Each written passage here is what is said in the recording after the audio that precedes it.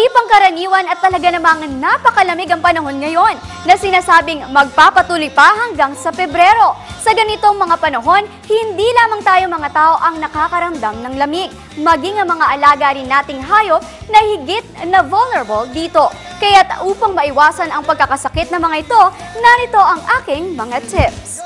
Always keep them dry. Kung paliliguan ang mga pets, make sure na agad din silang patuyiin with a towel or a blow dryer na tama lamang ang heat level. Keep them warm. For some, pinasusuot pa ang mga pets nila ng damit o kaya naman ay hayaan muna ang mga pets, lalong-lalo na ang mga aso at pusa, sa loob ng bahay sa halip na nasa labas lamang sila.